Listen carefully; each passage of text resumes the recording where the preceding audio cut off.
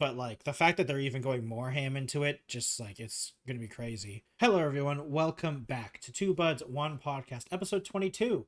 I am your host, the Techno Jelly, with my co-host Alchem Games. Alchem, I did just give you a rundown on what kind of stories I was going to talk about. So this time, there's going to be no choices. I'm just going to go with the first story that I want to talk to you about.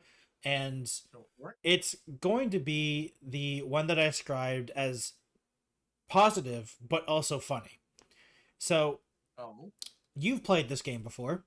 I don't think you've gone that far. I've also played this game before. I haven't gone that far because, unfortunately, it didn't go very well in terms of content for me, and it's definitely going to be a game I play off stream. But the problem is that it's a very long game and a very game that I have to dedicate a lot of time to, so it's just one of those things where I just haven't gotten around to it, and that's Baldur's Gate 3. I know you were playing with it. You were playing multiplayer, if I remember correctly. Yeah, you were playing multiplayer. How far have you gotten in the game? Honestly, I can't remember, honestly. Only to the witch, just to the witch. Oh, okay, so you still got a lot. You haven't even you're still in the early access content technically. So there was an article posted on Kotaku. I think it was also posted on PC Game. It was posted pretty much everywhere because the Larian CEO, the director, Sven. Oh God, more names that I can't really pronounce. Sven Vinket Vik. I don't know. Sven. Anyway, the director, Sven. We're talking about how crazy the reception was and how it won so many awards, and it said Baldur's Gate 3 director Sven admits that all the awards interfered a bit with the studio's work. It affected development. There's a lot of them. He said, this has been a real problem. According to the director, one of the team realized they were going to keep winning so many awards, they started rotating teams and sending out different people to all the award shows to avoid one part of the studio losing too much development progress. Now when I read I actually laughed for like a good minute. It was so funny. You succeed too hard. Yeah, when this is definitely a thing of suffering from success, because like it is so hilarious to me that they were actually like worried about losing dev time because they constantly had to send people out. Like, to be fair, like even though I haven't played a lot of it, Baldur's Gate 3 is still one of the most insane games I've ever played. Like in terms of just how detailed it is and all the things that it is. But it's still so funny to me that they won so many awards that it actually hindered progress, you know? They just need to hire someone to go around. Yeah, they needed to hire someone to accept awards. It does suck for them. Yeah. Other studios would dream of that, just having constantly winning awards and stuff. But sorry, there's the thing, they're still working. They're still working on more and developing. Yeah, I mean I don't know if you've seen, but they've actually released recently patch 7, which is a not overhaul, but like a retouch and I guess a retouch is the right word, of all the companions' animations, so they look better. Oh. And they also did a complete they've been showing more and more of the modding tools that they're developing for the community, which is crazy because like the modding tools are already pretty good, but like the fact that they're even going more ham into it, just like it's gonna be crazy. And one of the cooler updates actually is split screen mode. Is the split screen mode when you play it, you know how like it's split screen mode, but when you get closer, the split screen becomes one screen. Like it does that type of thing. So like when you're close enough, it doesn't actually do that, which is cool. Yeah, like an adaptive split screen. So when you get okay. Yeah, an adaptive split screen, which is really cool.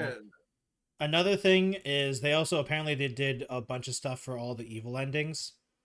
They did a pass on all the evil endings to add new cinematics to flesh out the evil endings, because apparently the evil endings weren't as not saying they're not done is probably a disservice, but like they weren't as fleshed out as some of the other endings. Gotcha. And yeah, because like okay, sorry, it was the Baldur's Gate 3 toolkit, which is going to help a lot of others because the modding tools that they've developed you can create custom items, cosmetics, classes and subclasses, races, dice skins, user interface, and quality of life. So that's what the toolkit can do. Like you can literally just make a new class, which is insane. Especially considering how the game is so in depth anyway. And apparently this isn't even the last patch. Apparently there's still patch 8 that's coming apparently that has more stuff, which I don't even know how they're adding more stuff. I mean, at this point, they might as well just make it so it's a toolkit that just lets you make your own story. They are. So it just. I think that like that it wouldn't surprise me if like that's the goal. You can just make the end goal is just make campaigns. Just becomes its own innovative like D&D kind of style.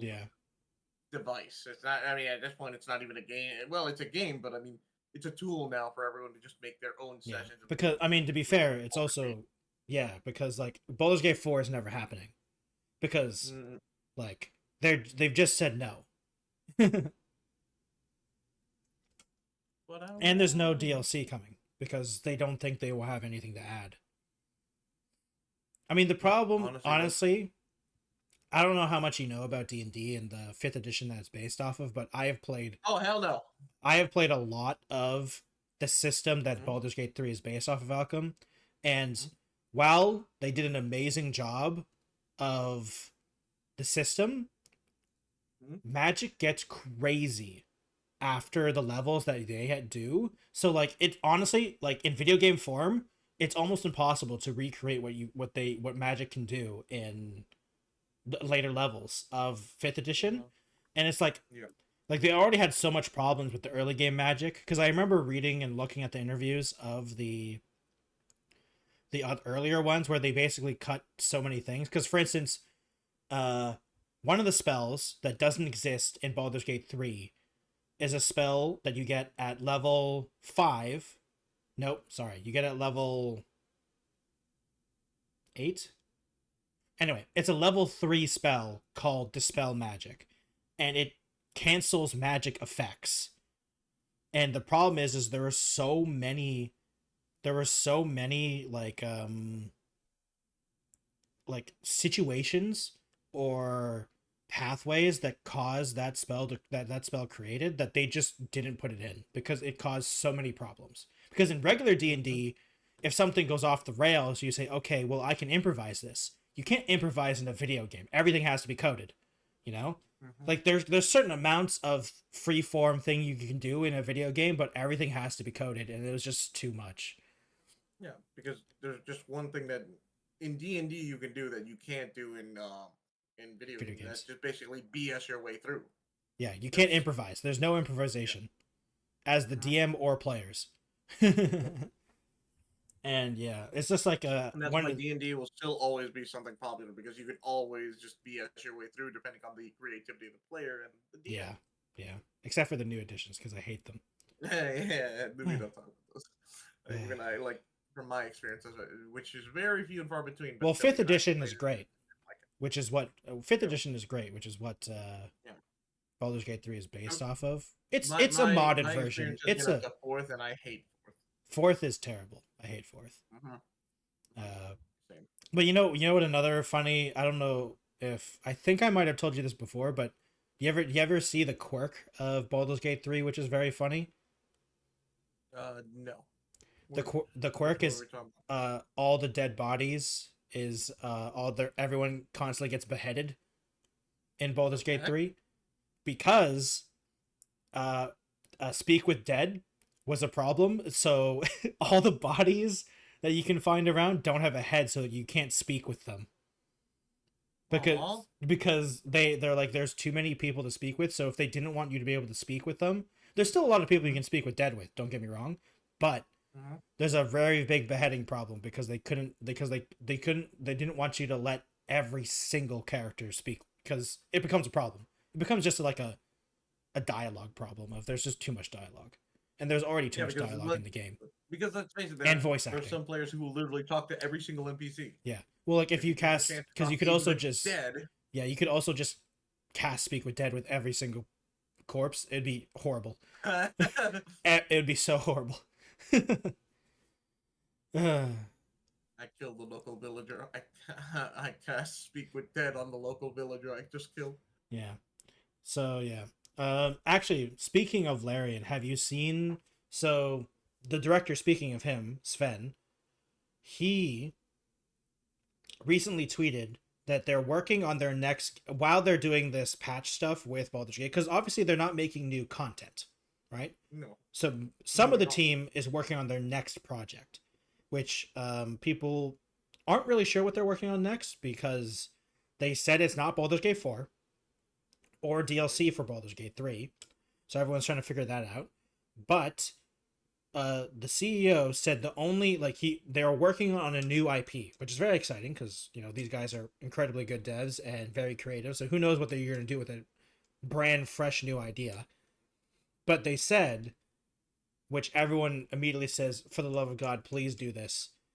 Give them permission. The only IP they were interested in was one IP that I can't remember, because I don't remember, because the other one is the one I care about, and that's a Fallout game. They're only interested in the Fallout IP and another IP, and I think I just heard the internet explode of begging Todd Howard to let him touch the Fallout universe, because if there's any company that I believe that could do a CRPG like the original Fallout 1 and 2, well, it's Larian Studios. Yeah, it would definitely be them. Because like they're like one of the perfect companies for it, because Fallout is the best mixture of very silly but also incredibly serious. Some of the stuff in Fallout is messed up, but then there's like a Elvis joke randomly somewhere else. I mean, you have these moments where people are fighting for their lives just to salvage some kind of thing in this wasteland apocalypse, and then somewhere across the entire wherever you are, there's just some Elvis cosplayers. Either cosplayers, a super mutant who is just roaming around trying to vend you stuff, even though technically they're all supposed to be like crazy madmen or crazy savages that want to eat you. Not all of them, but yeah. I still remember roaming around when I found that one town with the Mechanist and in Fallout 3 Ant Lady. Yeah. Mm-hmm. Like, I'm just fun. like what did I come across here? And I love it. That's what I love. I love that randomness. It's awesome. It's great. It's like the best part about Fallout 3 and 4, because the writing isn't. So if they do something like that, that'll be amazing, because especially if it's a CRPG. A lot of it, right? A lot of it just works with their kind of writing and with their kind of humor. Yeah, and like another thing is that the tabletop system that they created, there's also a newer, more modern version of it made by people with Bethesda's permission. Like there's a bunch of people that said, "Hey, can we make a just made new?" To me, honestly, yeah, it was by, I don't know if you've ever heard this guy called XP to Level 3. It's this. He's a pretty decently sized D&D creator, and he just got Bethesda's permission, like actually Bethesda's permission, to make his own Fallout style Fallouts with all the IP rights. Like tabletop system with all the names and stuff, as long as he doesn't sell it. So it's also it's also free for everyone to use. Yeah. But it uses all the stuff from Fallout and all the names and stuff. It's really cool, actually. I read it. I read the handbook that they made in the PDF file, and it's pretty interesting. But yeah, so like it's even they even have an updated modern system to use, because to be fair, I've played the older Fallout games, Fallout 1 specifically. I told you about my adventures in it. And those games aging like it's aged like fine wine, because, you know, it's good. Alchem, could you move your cursor, please? I just realized it's there. Oh. Thank you. I kept thinking that was my cursor. I'm like, well, I've moved my cursor away. Anyway, sorry, I got distracted. My bad. No, it's fine. It's fine. Yeah, but like those games have aged like fine wine in terms of the mechanical stuff because the game is made in like 1990 something.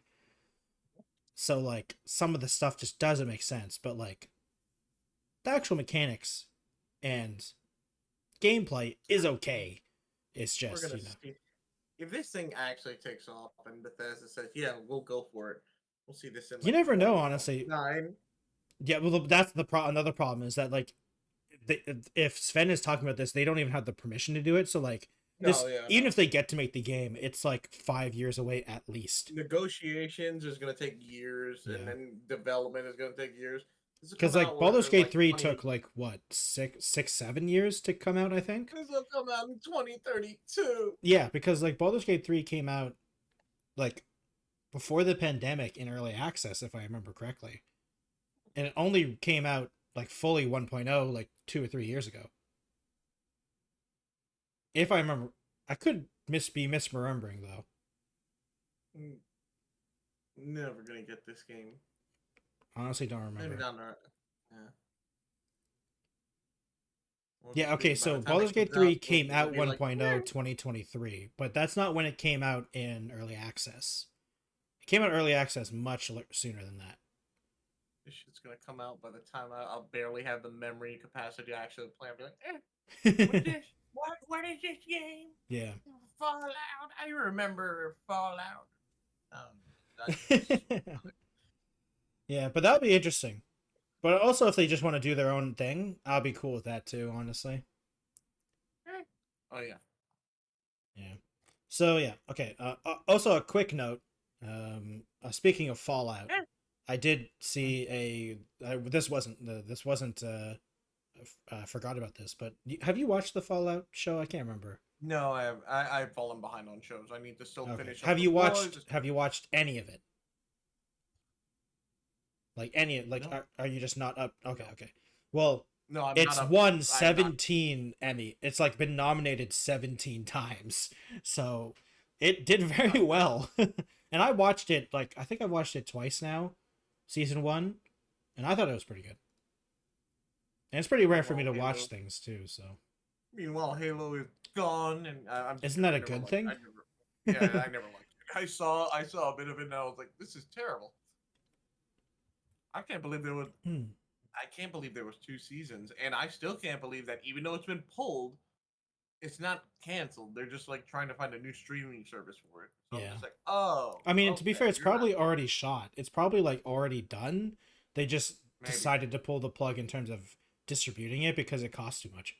Because it still costs like the server costs and all that stuff, right? So. Yeah. But yeah.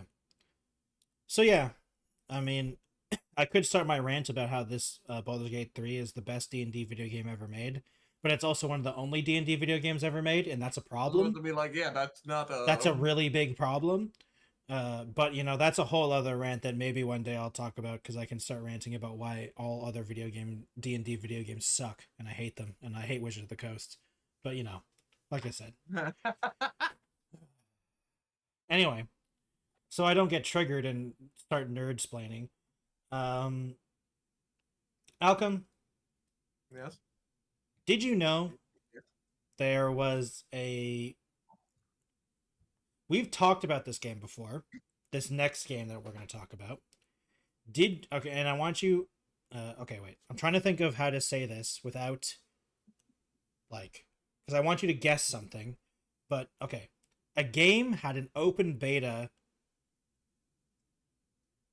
3 days ago as we record this. Open beta completely. What game had this open beta? It was a couple days ago. The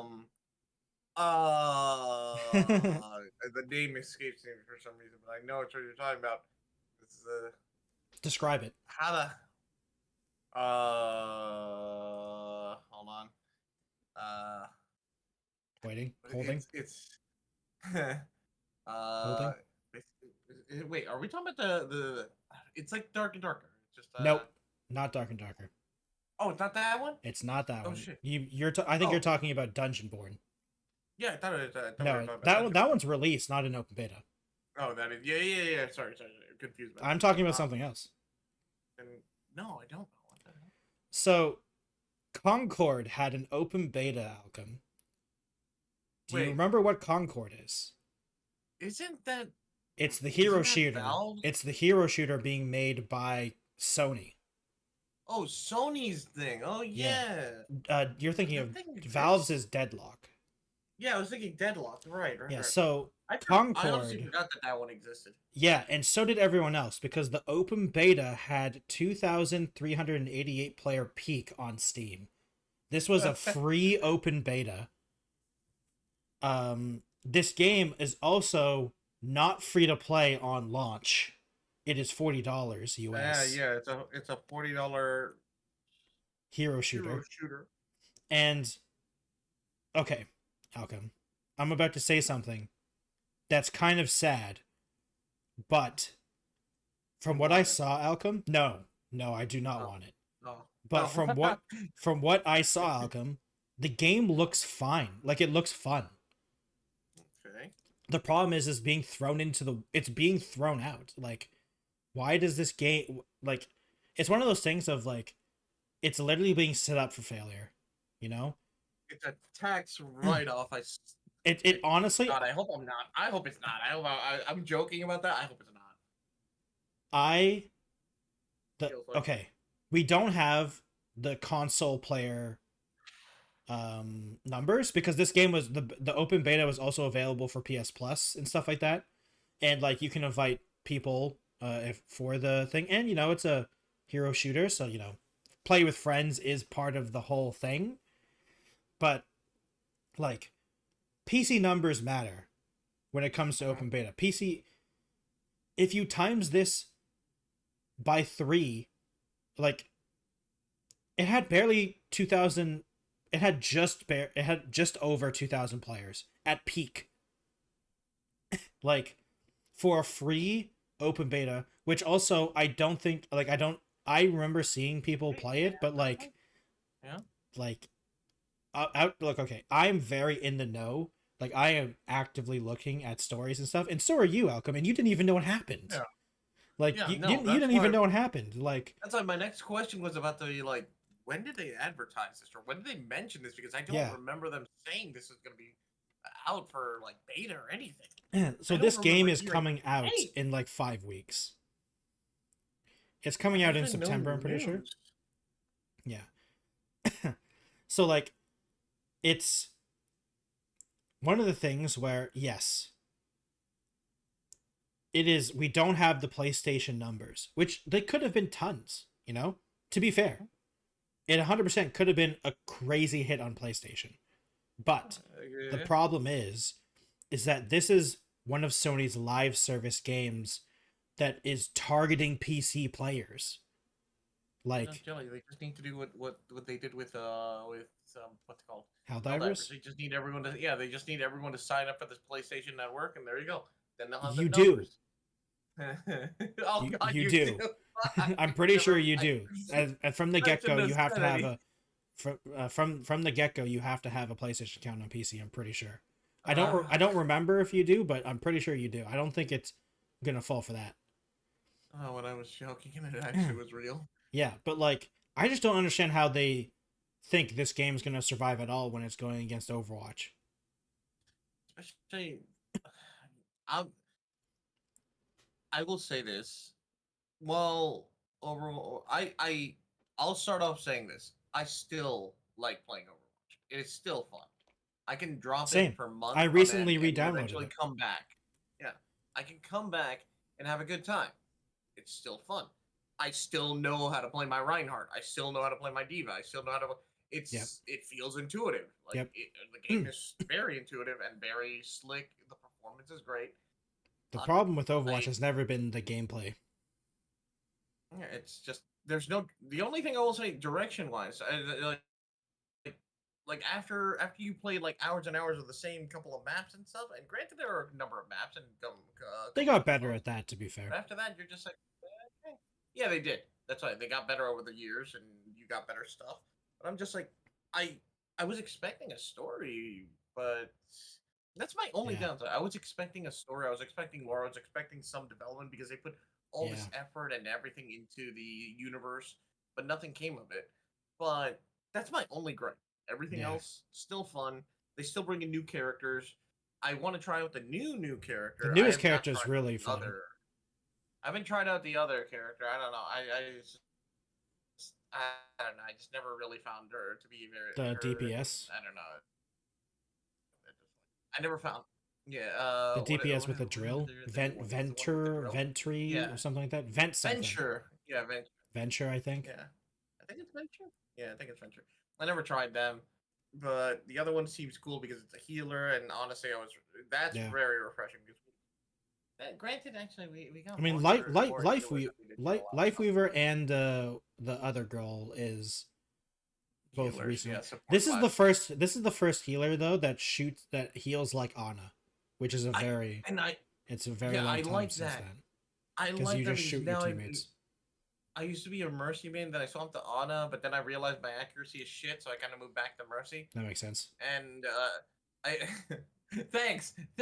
What? It just makes sense. I know, but the only part I'm glad that we don't have to do what Mercy does, where we have to switch between healing or offense kind of thing. I kind of wish it was a one button thing, but you only have so many different buttons to press. Because if you play Mercy, you know that you have to press. You can either heal or you can boost attack. Yeah. I mean, the problem I have with Mercy nowadays is that the reason you pick Mercy is because of the damage boost, not because of the heals. Because I really enjoyed healing as Mercy, but the problem is that if you want to be well, not only that, it's just her healing isn't as good. And if you want to be just a dump healer, you play Ana, because she's like one of the best to just dump healing into something. She's one of the best burst heals. Yeah. But I just want to say, Alchem, this conversation is exactly the problem that we're highlighting. This conversation started about Concord, and we ended up talking about Overwatch. Like, exactly, no one cares about this game. No one gives a. And okay, you can't compete against something that lasted for so long. And not just lasted for so long. Overwatch 2, despite all its flaws that people can have with it, and the whole 6v6, 5v5 debate, like all that stuff, Overwatch 2 is free to play. There's zero barrier of entry, other than the fact that you must own a PC and or console to play this game. Concord is $40 exclusive to PlayStation and PC. And it's not, and speaking of story, Alchem, it is multiplayer only. There is no single player content from what I know of. But they are talking about I'll just finish this and you can it might what I'm saying might answer your question.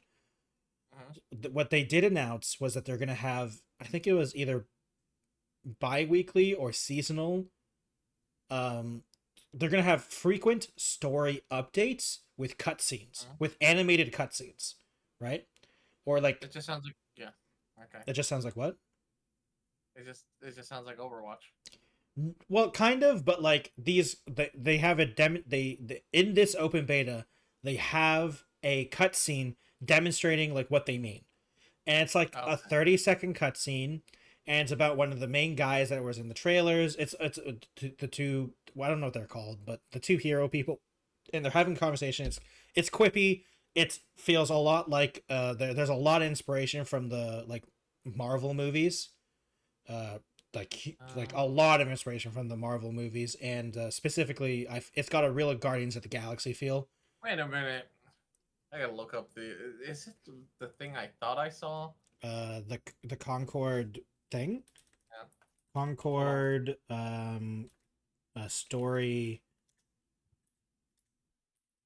Cutscene. Actually, it might not be there anymore. I don't know if they got taken down or not. Yeah, there's 7 minutes of cutscenes and stories and stuff. So there's a decent amount of story in it apparently. The problem is that first of all, these story cutscenes, excluding excluding the fact that if you are not into the Guardian of the Galaxies or Marvel style of character stuff, this is not going to be your thing. Like if you're sick of that, this won't change your opinion.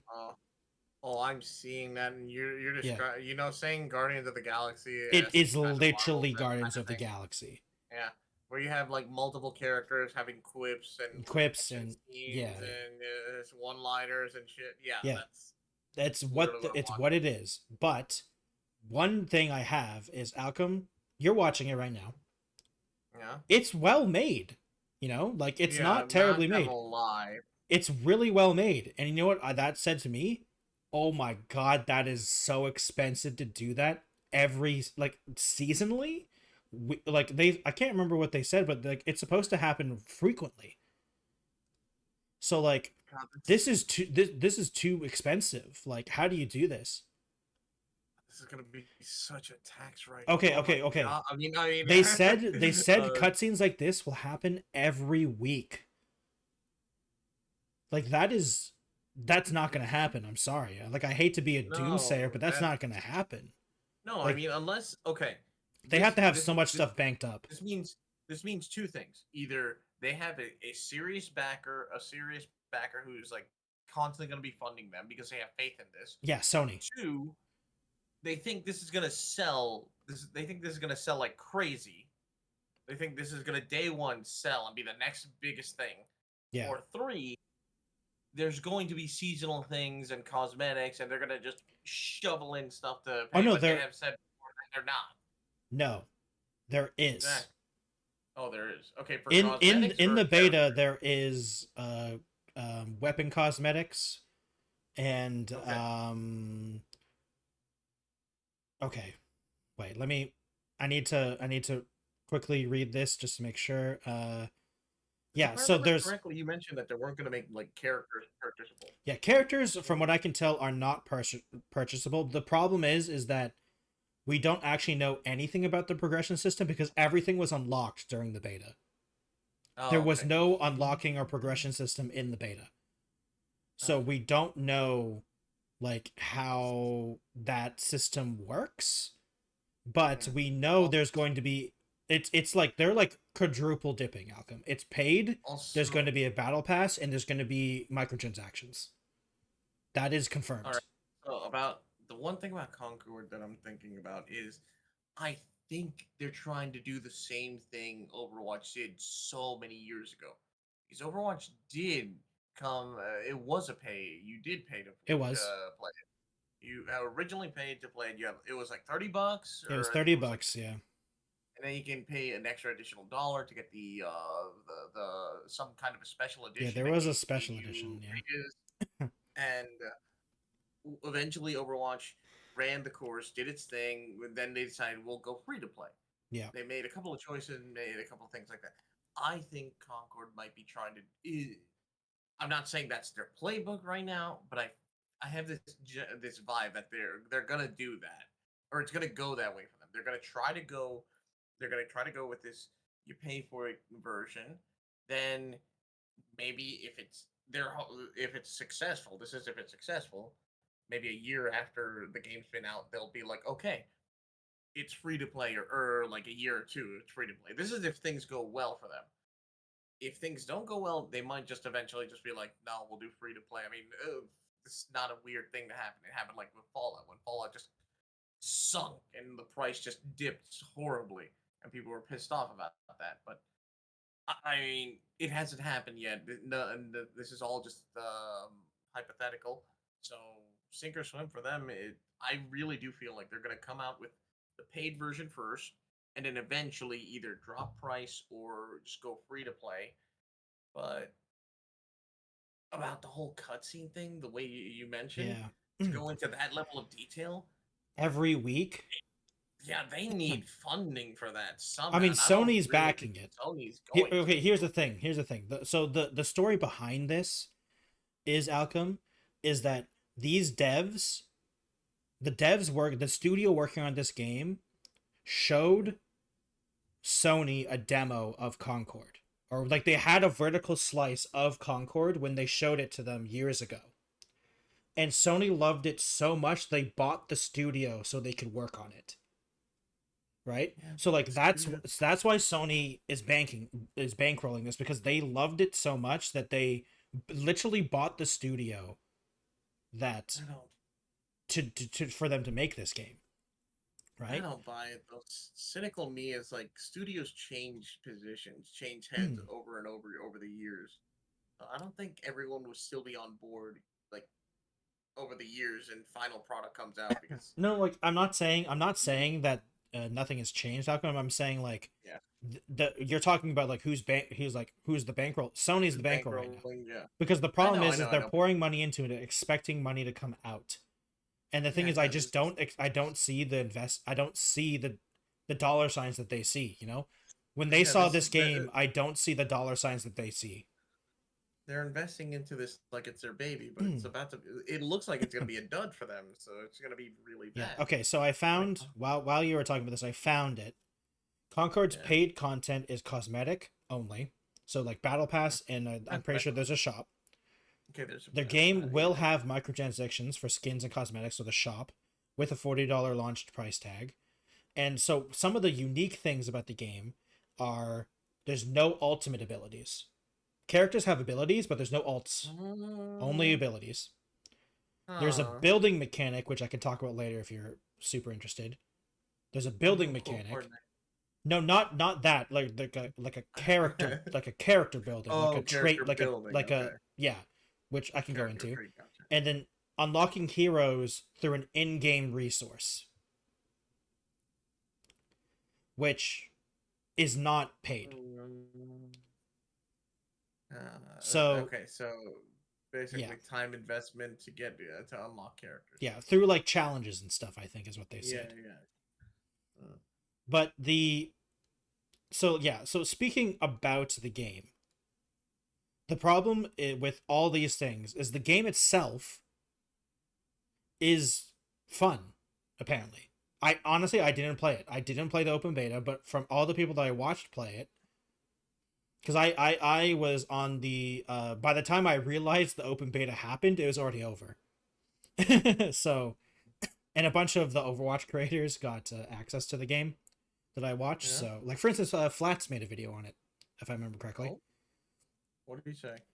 If I remember correctly, he thought it was good. I mean, he's definitely a more positive guy though. So like, yeah, that's why I'm not saying it was also it was also I'm pretty sure it was sponsored. I mean, not saying that that's a a downside, but like it's video sponsored by like it's a he also just he likes Overwatch, so he's gonna like Concord because the game's basically the same. But okay, so anyway, so the interesting thing is so there is no payload game mode, right? The game modes, for it's from in the beta, it was split into 3 categories. It was a casual mode, something else, and then competitive mode. And I remember that there's two casual modes and then a competitive mode.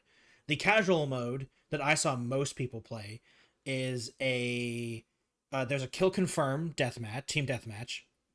Okay. And a like a domination, basically. It's more like King of the Hill. It's like a King of the Hill because there's a capture point and it moves around the maps. Okay. So those are the 2 casual modes, right? Now, the interesting thing that I don't know if this works or not, but it's definitely an interesting idea that also means they're going against another player, which you'll realize that not only are they going against Overwatch, they're also going against a different game, because the competitive mode is a 5v5 search and destroy bomb defusal mode with no respawns. So they're also going against Valorant. Oh. Now. Okay. Oh, Alchem's doing a 360. Wait, I'm trying to, but I move my screen so far away that I can't do this. Yeah, so that is the competitive mode. Now, so the interesting thing about this competitive mode is there are 19 heroes or agents or whatever you want to call them to play, right? When you That's a win, pretty good starting lineup. So I'm it not is gonna lie, 19. well, that you say that's a pretty big, or No, that is a pretty decent starting lineup. yeah, well, so they have to have this pretty big starting lineup because of this game mode. Because when you win a round with a hero, you cannot play that hero in the next round. That hero is locked. But so this is where the character build also happens, though. So when you go into a game mode, when you go into this competitive mode, your hero select screen doesn't have to match everyone else's hero select screen. The hero select screen is actually unique to you. You bring in almost like a deck of heroes. You know what I mean? And you can bring up to 3 of the same hero in your deck, right? These heroes you can give different these different like traits. Basically, you can give them a different passive. So you can have 3 of the same hero with a different passive ability. The character themselves still has their normal abilities and their gun, but they have a different passive, up to 3 different passives. And you can do this, and then you have those characters that you can put in your deck, and then they also have 4 characters that the game suggests you. Right? So that's separate. So, like, in theory, it sounds pretty cool, right? Yeah, I mean, it's very good for, like, especially for for lack of a better term, for one-trick players. But yeah, I can get it. I can get it. The problem is, Alchem, is that this game mode doesn't work with this style of game.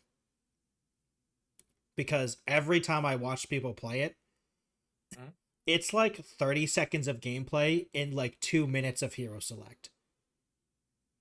Because it's a no respawn 5v5 search and destroy with like a 1 to 2 minute round. Wait, I just realized, and the people are playing in like a hero shooter, so yeah, so it's very fast paced. So like the rounds last like a minute, and the hero and the hero select lasts like a minute.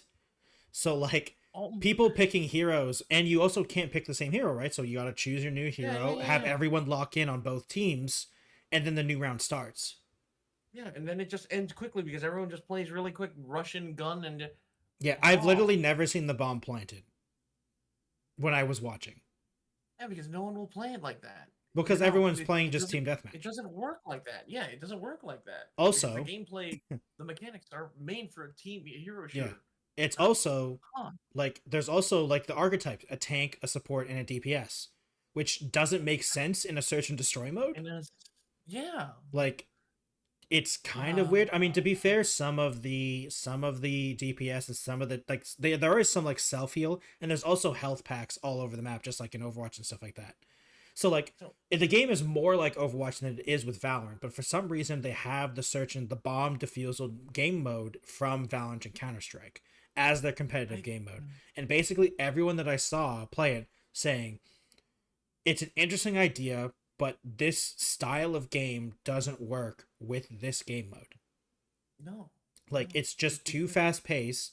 Like Moist Critical has, honestly, you should watch Moist Critical's video on it. He played it, Alchem, and it's very funny. Because, like, him playing that game mode is hilarious. Because it's, like, 30 seconds of gameplay and then a minute of hero select every time. Because, like, I think, like I said, like, no one, like, first of all, it's also an open beta, so the player skill differential is crazy. So, for instance, like Charlie is just better than most people in the game because he just dominates people because, like, you know, he's a... He plays a lot of video games, you know, he knows games. Like, sure, it's technically not like it's an open beta, but like he's played every other FPS games. So like his aim is better than the average person who isn't into shooters, right? Yeah, so he just dominated everyone in it when he was playing. And like, for instance, when he was playing the casual game modes, like the Kill Confirmed and the King of the Hill, honestly, the game looks pretty fun. It looks like a good, cool turn off brain mode play game. It looks a little slow, I'm just imagining though him playing the plant the bomb diffuser one. And he's just like he just runs in. It's like, all right, it just popped everyone. Oh wait, we're supposed to drop a bomb or something. He probably just plays it without. Like I can't honestly. I watched everyone. Yeah, I watched. I can't remember. I watched him. I watched the video a couple days ago. Like, yeah, like I don't think I saw him plant the bomb or like honestly, he only played the rounds like he only played like 3 times because like it's just not honestly Alchem like I said like I mean as you said Look, it was like your reaction to this game mode is basically everyone's reaction. You were like, oh, you're intrigued. You were intrigued at the very beginning. You know, you were intrigued. Yeah. It sounds very interesting. Like, oh, that's cool. Like the deck building and the character building. That's really cool. Yeah. And then you slowly realize, wait a minute, this is a hero shooter. Yeah. This game mode doesn't work. Well, that's another thing. The characters don't really move fast, but like. But this is supposed to be fast-paced action kind of thing. Like it's not a. Let me hold this angle. Tactical shooter like a Valorant or a Counter-Strike. This is my character can fly and has a rocket launcher. That like there's a character that's basically Farah, and it's like this would never work in Counter-Strike or Valorant. In fact, Valorant right now has a huge problem where there's one of the characters has crazy movement abilities right now, and they recently buffed those movement abilities, and everyone hates it right now because like it's just not Valorant. Or like it's not tactical, like they're just running around and running and gunning like this game. Except the movement speed is actually kind of slower because Concord weirdly enough is quite a slow pace. Like the actual every character has a different movement speed, and like some of the characters move quite slowly. Like even the non-tank characters, like they move quite slowly, it seems. Yeah, but like it's just such a weird game mode. It's such a weird game mode, Alchem, for competitive mode. Because like, and like the biggest thing for me is like, so okay, you know the game modes that aren't in this game? Payload and capture the flag, and like you know every game or like King of like. Oh, yeah, wait. CTF isn't in. It's not in the game. Oh. The game modes that I saw was the King of the Hill mode, Kill Confirmed, and the CS:GO mode, the Counter-Strike mode / Valorant. Like there isn't a payload map, there isn't a King of the Hill / like the hybrid maps that some of the Overwatch maps have, like where it's a capture the point and then payload. There isn't and all the speaking of King of the Hill, it's not like they have it's not like the Overwatch 2 or like Overwatch 1 had this where it's one point the map and it's round base. It's King of the Hill where there's different points on each map. Like it's like a Call of Duty style King of the Hill where the point changes depending on where after you capture it. Yeah. At least from what I remember. But like the more and more I learn about this game, Alchem, the more and more I'm like honestly, this game can probably be decently fine and have a decent player base like if it was free to play. Like the fact that this game is going to cost $40 I think is the reason it's going to die. Because because every time I hear people talk about it, even like Charlie for instance, Noise Critical didn't like he thought the gameplay was fine, but he just doesn't see anyone, like he just said it was kind of meh, you know. And the problem is a kind of meh game doesn't sell when all the other, like think of all the competition that Concord is going after, all of them are free to play, you know. Overwatch 2, Valorant are both free to play, and that's who they're going against basically, because what else is Concord going against really, you know? Like even Team Fortress 2 still free to play, you know. It's like every game in the genre that they're playing against is free to play. And even if you take away the fact that it's a 5e hero shooter, like even other games slightly outside of the genre like Apex, Fortnite, all like they're still free to play. Like Why does this game cost $40, Alchem? I still wish we lived in the alternate universe where the other game took over instead of Overwatch. The other game? Oh, you know which one? I forget the name of it. You always forget the name. It doesn't exist anymore.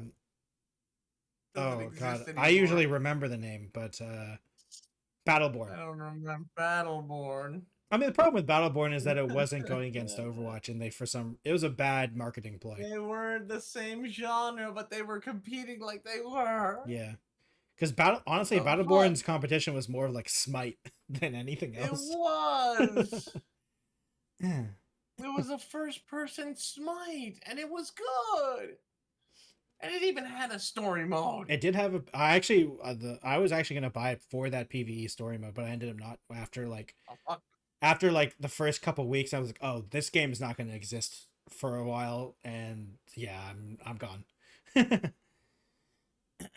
But yeah, Concord, man, like I don't get it, Alchem, because like I think the worst thing about Concord is that every time people talk about it, it's like a sad, it's like a concerned or disappointed like parental figure, because like, man, this game is so like, the gunplay and the abilities, the characters, everything is very well made, but everyone's just like, yeah, but it's probably going to be dead in like 6 months at best.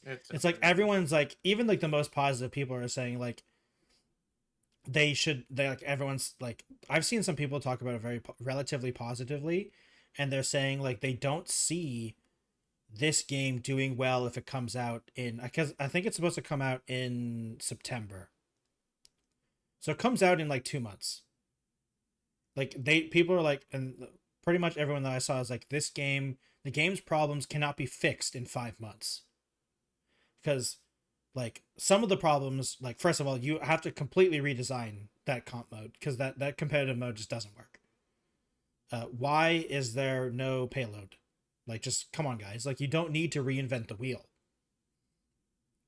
You know? Because also another big thing is, we haven't even mentioned it yet, but another big competition that this game is going to have is Marvel Rivals. That's coming out relatively soon.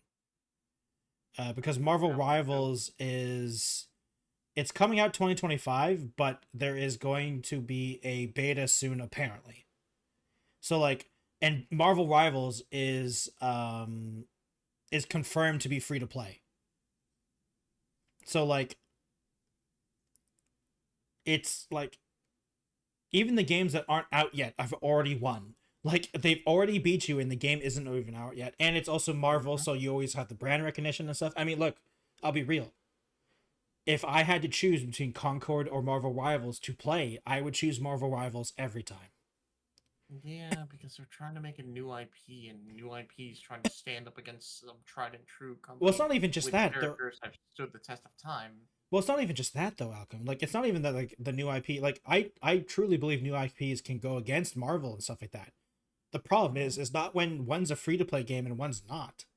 That also, yeah, that's also one of the biggest. You're right. That is the biggest. The biggest problem is that every single game that's going against Concord is free to play.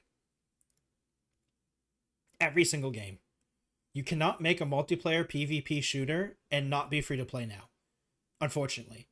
Like, unless your name is Call of Duty, you cannot charge money for a multiplayer shooter game. Unless you're indie. Like, you have to be indie or Call of Duty, basically. Or maybe Battlefield, depending. But, like, if you're not any of those three things, you cannot charge money for this. Because all the other things that people play that you're trying to get that audience from is free to play. And they have put in potentially hundreds of hours into their account. So you need to get someone who's put in hundreds of hours, potentially and potentially money, because a lot of people put a bunch of money into free-to-play accounts as well. You have to get them away from that account. But you do that by saying, hey, pay $40? No, that's never going to happen. No, of course not. No. And even though, like, it's like I said before, it's like it's also the fact that like it's not even just that too. It's also a game that's $40 that's gonna have a microtransaction shop and a battle pass. So like it even has all the free to play BS in it, but it's not free to play. Alchem. Right. I don't get it. That's why I already said when we first found out about this. It's already dead. It's literally a dead game and it hasn't even been released. Yeah, it's either gonna be dead in the water or it's gonna last maybe a month and then that's it. It's gonna be like a flavor of the month. People will talk about it, play it for a little bit, and then that's it. It's gone. Honestly, Alchem, I don't even think a month. I mean, look at this, Alchem. The open beta happened, and the open beta is a free-to-play beta. Yeah. And less than 3,000 players played it on Steam. Like I said, we don't have the PlayStation numbers, but like, you can't survive with less than 3,000 players on Steam when that's your main PC platform. Like, if this was a unknown game from an unknown developer, I mean, technically they're unknown developer, but like from an unknown publisher, 2,388 players on an open beta on PC, probably decent, honestly. If you are like some unknown game with no marketing budget, but your Concord being made by a studio that Sony bought with Sony's marketing, and not just marketing, a lot of marketing, even though somehow this beta no one knew about. Like, I saw so many people with the hashtag ad and hashtag sponsored when I realized the Concord beta was open, and I looked around, I was like, oh, there's a lot of people with hashtag ad. Okay, so maybe that's what happened. They bought out all the big streamers to stream. Well, it wasn't a lot of big streamers that I saw. Or at least it was a decently sized streamers. I think Shroud played it as well. Like Shroud played it, Carnage played it, Dan's Gaming played it, Flats played it, Emong played it. But was it mostly the streamer or these people who normally play those? Yeah, they normally play those games, or like are FPS adjacent. Yeah, or just like general communities. Like for instance, Dan's Gaming and Carnage. They're not really FPS guys, but they have a very dedicated audience, so they'll watch them play anything. So it's just like, I don't know, man. Like it's one of those things where I don't like being such a doomer sometimes, but like, man, this game, I don't know what they're doing, man. And I don't see them fixing, like, unless, okay, the only way I can see them this working out and they're still releasing in September is they make it free to play and they just somehow make payload maps. No. But like, I just don't see that happening. No, just more videos. Yeah. We'll see. Give it a month and then see. Yeah, I really hope we are proven wrong on this one, Alchem, but this is definitely where I feel like in about 2 months we're going to be talking about how it was an absolute failure. Yeah. And a multi-billion dollar like money sink for Sony. I give it 3 months. I think it has cinematics, and then they'll eventually say this was a failure on our part. It depends on how long they've been working on the cinematics, but yeah, probably. Yeah. Or the cinematics keep happening, but they've been drastically budget cut. Something to look forward to. Yeah. Oh, the budget decrease cinematics. Oh God, no. And the problem is that like, even that we don't have the PlayStation numbers, like, it couldn't have been that many, right? Like, I don't know, man. I don't know. Yeah. Actually, speaking of Marvel Rivals, I wonder, Marvel Rivals beta, when is this beta? I can't remember. Oh yeah, so the closed beta is actually already happening right now. The closed beta is July 23rd to August 5th. So that's about to happen. Oh, shit. So actually, did I sign up for this? I'm pretty sure I signed up for this. But yeah, so apparently that's already going to happen. So that's happening in 2 days, actually, when we're recording this.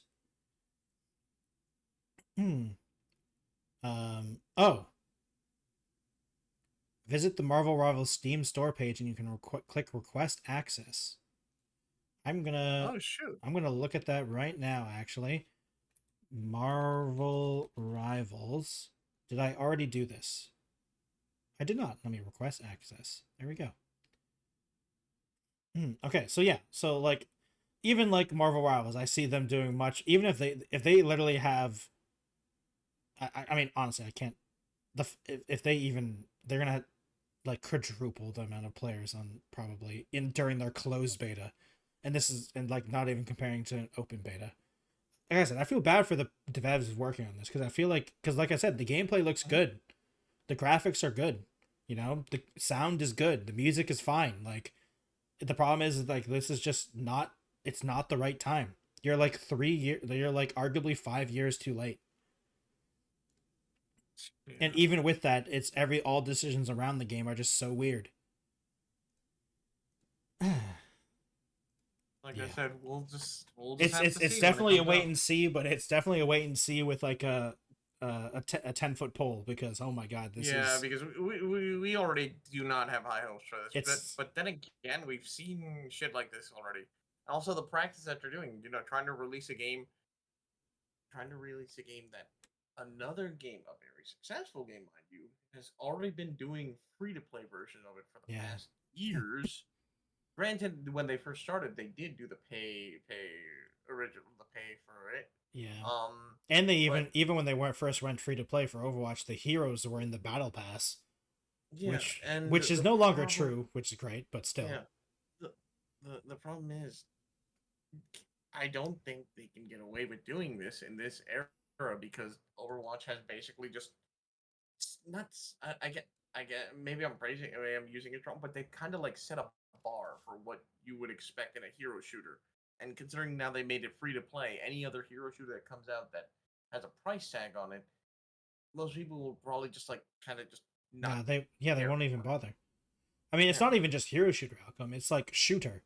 Name a first-person shooter that is not free to play that has a decently sized player base that's like well known, like other than like Call of Duty. That's not free to play. Yeah, exactly. Like, that's not free to play because like all of the big ones are free to play. So like, how can you fight against Apex Legends, Overwatch 2, Valorant, even games like Siege? Well, I guess Siege isn't free to play, but Siege is even cheap. Siege is cheaper than $40 if I remember correctly. I don't know. Siege is a weird game. Siege is an anomaly, but yeah. Yeah, not high hopes for that one, unfortunately. Okay.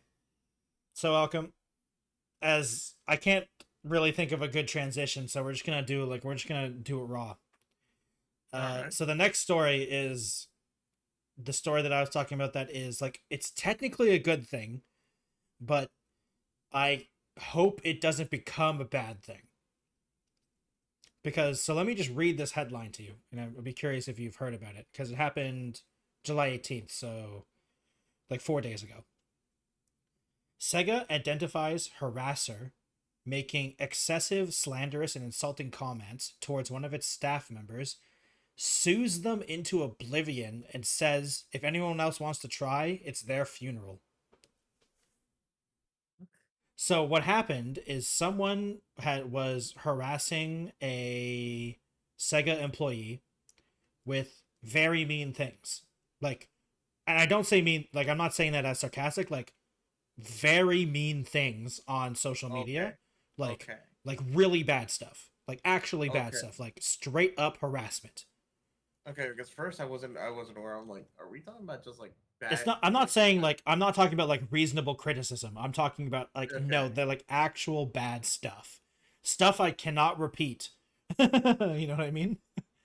Gotcha. Oh my god. And apparently it happened for quite a while. Like it was happening for a long time. Which, to be fair, a long time can mean anything. But like, we're also talking about a Japanese company, and they're very patient. So. And so in a Japanese press release, through it welcome fans, encouragement, and sometimes even harsh comments about products and services. The harassment from the individual in question crossed a line that had been sustained for a long time, preventing the targeted employee from getting on with their work with peace of mind. As there was no improvement, continued Sega, we were forced to take legal action. The company managed to obtain the harasser's identity with the consent of a court and promptly initiated legal proceedings, much to the detriment of the harasser in question. They reached a settlement in which the subject will pay damages to their employee, deleting the slanderous and insulting comments and refraining from such actions in the future, says Sega, which more than the corporate threw down the gauntlet against anyone else who might think targeting its employees in a similar way in future. Saying that they consider slander, intimidation, and harassment to be a serious human rights issue that damages the dignity of employees and lead to a disarray of the work environment. In order to respect all employees and protect their human rights, we will continue to take appropriate action based on our customer harassment policy, which we judge any behavior to be malicious. Yeah. So the reason I say this is positive is, first of all, Sega looking out for their employees, which is nice, because I think when people, like, even though I love the video game industry, the fact that death threats to devs when people don't like stuff is common is dumb. People need to calm down. It's very dumb. You know, like, such serious constant harassment and like actual death threats and stuff like that, whether people mean it or not, is bad and not good. The reason, though, I was saying that, I feel like you were kind of alluding it to in the very beginning, is that the problem is that sometimes people think of reasonable criticism as harassment and like stuff like that, you know, like, yeah, there becomes I really hope that they're like, to be fair, I don't actually know what this customer harassment policy is. I'm gonna click this. Oh, it's in Japanese. Okay, never mind, I can't read it. It's in Japanese, and I don't necessarily trust Google Translate sometimes when it comes to this. So like, it's one of those things where I'm cautiously optimistic about this, actually, because I do think there is a serious problem on just the internet in general about harassment, and like, basically it's a child term, but like online bullying. It is a real problem, you know? And especially for people that work in the video game industry, because everyone in the video game industry is basically like, how do you not be online most of the time in this industry? Like, it's pretty hard not to. So I'm glad that they took actual action against someone who was apparently, for a extended period of time, harassing someone with like slanderous and insulting comments. The problem is that I have with this is that we need I feel like this could be, unfortunately, it feels bad to say this, because like, it feels like I'm trying to protect the person who was insulting, like harassing this person, but like, it's a slippery slope, you know? I feel like sometimes when it comes to this type of stuff, I don't know if you agree with me or not, when it comes to like determining what, like, other than extreme cases, of course, but like, what is harassment, or what is insulting? Words is violence. Words are the same thing as throwing a fist. I mean, for some people it should be, because some people are taking it way too far, you know? For some people they believe it. Some people, like, I don't believe that words carry as much weight as some people. Like, some people give words way too much weight.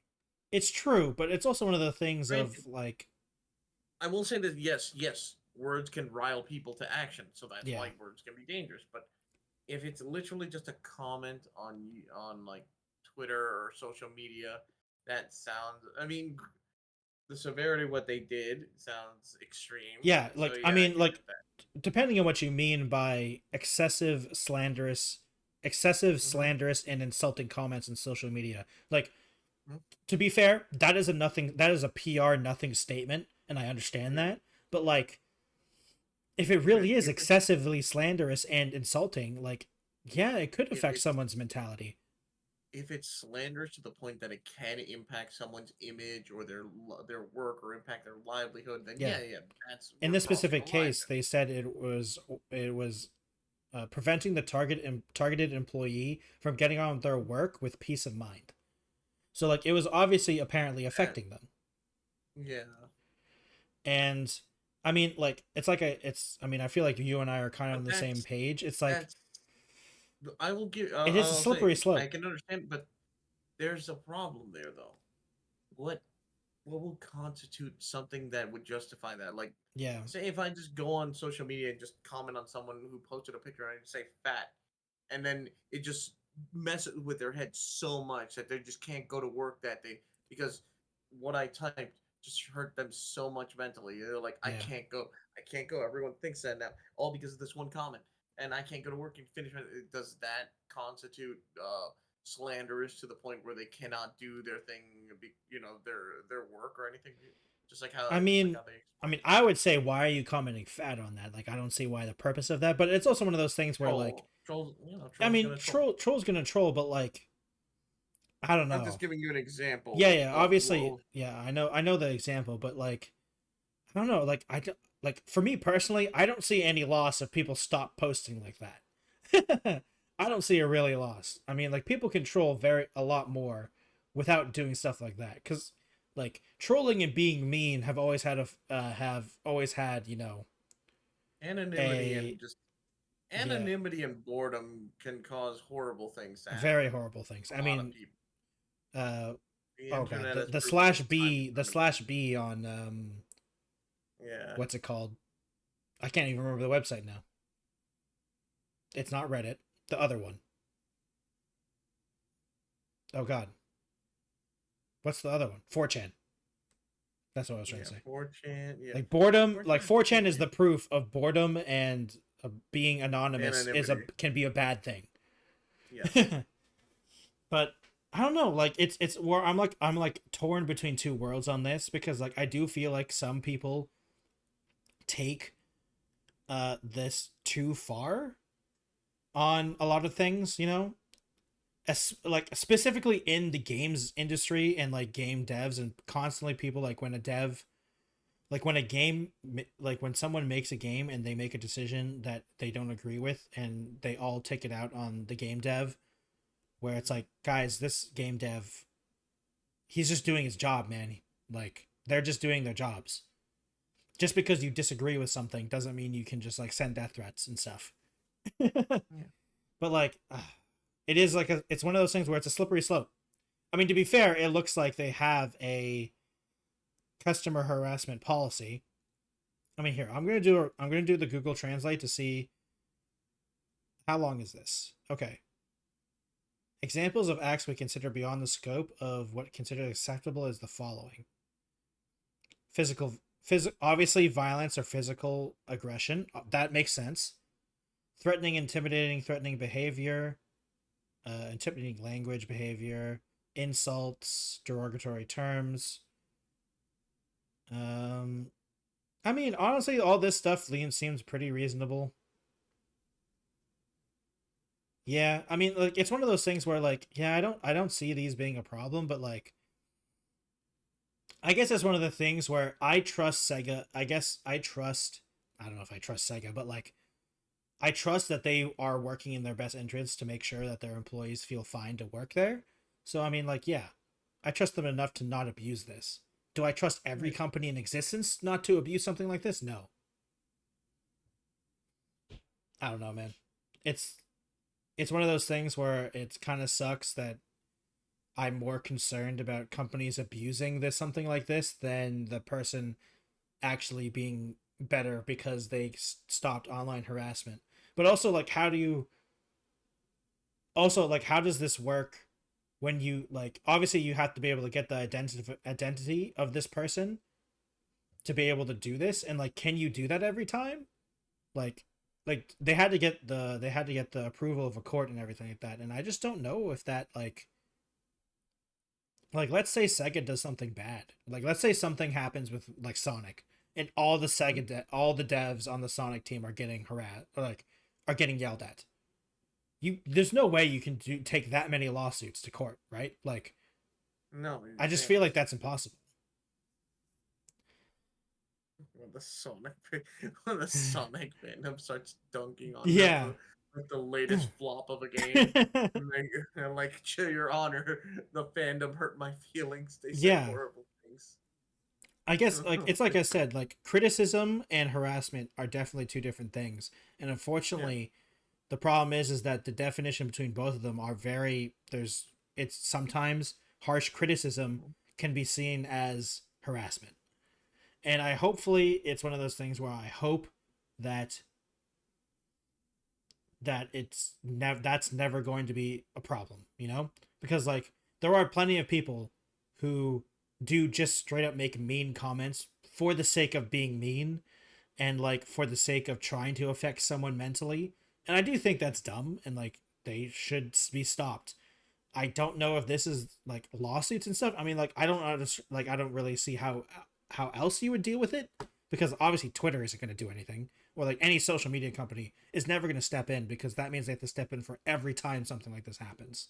And like that's just never going to happen. It's like YouTube dealing with lawsuits, like copyright stuff. They can never step in unless it's very specific. But I just don't know if this would ever.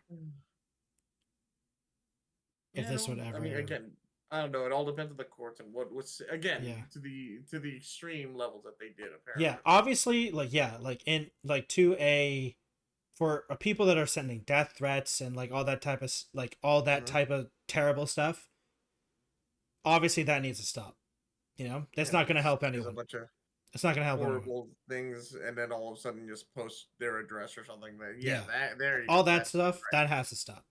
But like if like keeping with, since it was Sega, like let's say a Sonic game comes out and I come out and a dev is talking about something that they did in the game and they like that, and I say, well, I don't think that was a very good idea, and then I get sued. I'm like, that is like, I don't think that will happen, but like, to be fair, having me as an example, I would never say anything too mean anyway, even if I'm too passive of a person when it comes to that to be confrontational on the internet, because but like if a random person was relatively aggressive, but still like aggressive, but not like, they're not using slurs, they're using bad language technically, but like if someone was aggressively disagreeing with a dev constantly,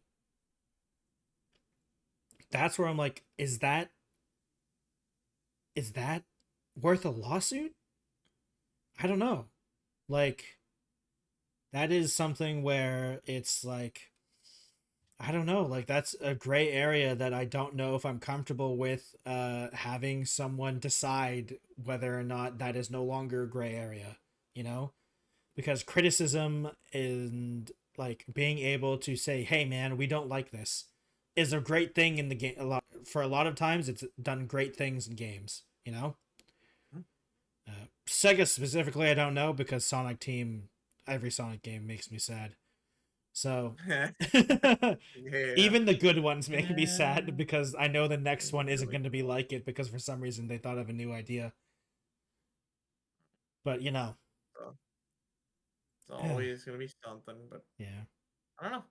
It's just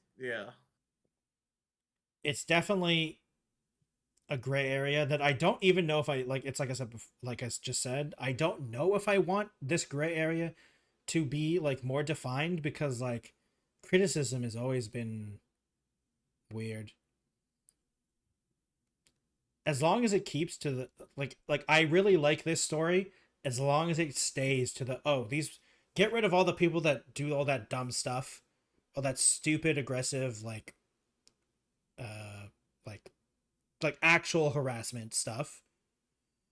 And as long as you don't say like, oh, okay, as long as it's not, you say one bad thing towards a dev or an employee of any company and you get sued, which honestly, now that I say that, like, it would be impossible, I feel like, overall, because that would just like, I mean, first of all, the court, it's like, we're also saying like the courts are also going to be like okay with it. It's also in Japan too. Yeah, So like, that's why I don't think like, this would ever fly in America, like in the US. I just don't see the courts being okay with that because, you know, freedom of speech is a big deal, especially there. Even in Canada here, I don't see that happening. I don't know. It's yeah. I don't see this working or happening any other places, but hey, I'm glad that that person is hopefully better and getting something back from being constantly harassed. yeah. And the stuff is deleted and stuff. I hope they're feeling better. And I hope that whoever did that will actually just stop. And honestly, I hope this just means that less people will do that because they don't want the threat of the threat of that is enough. You know what I mean? Maybe that's the fine. That's the good positive thing that comes out of it. People stop being as dicks as more or less. They stop being. You know what I mean? Yeah. Yeah. But Alchem. Yeah. Yeah. Those were the stories I had. So, well, any final comments on those stories? Unless you wanted to. I can't wait till Concord comes out. I want to see. I'm I actually very now. yeah. I'm honestly very interested in how that turns out, but like, unfortunately, we have to wait like 5 weeks at most. I think. Let me quickly search up Concord release. All right. Release date, just before we start our shoutouts. August 23rd, 2024. So actually, it's next month. It's actually like straight up 4 weeks away. Almost to the date. So yeah. All right. We'll see. In 4 weeks, we'll give an update to that story, I guess. Yeah. All right. Alchem, do your shoutouts. Oh, yes. Right. Quick, Hi, Panic. everyone. My name's Panic. Ah! But hey, everyone. My name's Alchem. I'm a spooky VTuber. You can catch me normally streaming various different games. You can either catch me on YouTube or Twitch. But yeah, thanks for joining for the podcast. If you want to catch more of my streams, which we do live versions of the podcast here on Sundays, you just catch my normal streams when I honestly don't have a schedule, but we just play whatever, and yeah, you can just watch, support through you through Twitch. You can drop bits, subs. You can even go on Patreon. You can even go on my throne if you ever want to support this channel, so I can continue to grow and I continue to do the goofy shit I do. And also, more importantly, support the podcast so we can continue to talk about all the random stuff that we find interesting that I hope that you all find interesting as well. And but yeah, Well, I'm people just keep watching, so I hope so. Yeah, exactly. I'm the co-host, and alongside me is Jelly on the podcast as well. Take it away, Jelly. Hello, everyone. I am the Techno Jelly. So you are watching on my YouTube channel, most likely. But if you, I'd appreciate if you subscribe, do all the YouTube stuff, like, comment, all those types of things. I do respond to most comments that aren't bot comments, at least. Then again, I actually respond to a couple bot comments because they amuse me. But I appreciate it if you all follow me over there or go over to my YouTube and check it out. I also stream on Twitch and YouTube at the same time on Monday, Wednesdays, and Fridays. I also upload videos on Tuesdays, Thursdays, and Saturdays.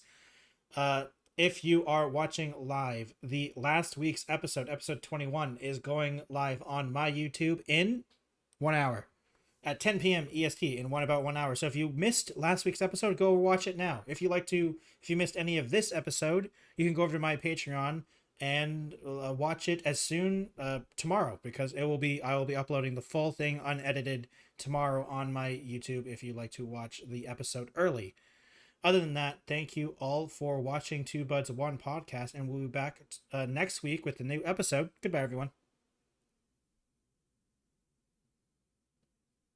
You didn't say later, guys. Oh yeah, I know. All right, yes. Later, guys.